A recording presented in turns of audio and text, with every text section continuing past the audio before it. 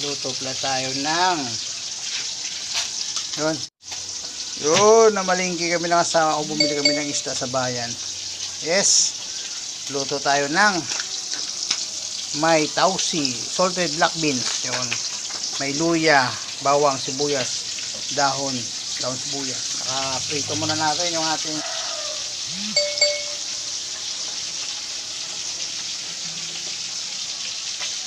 yun.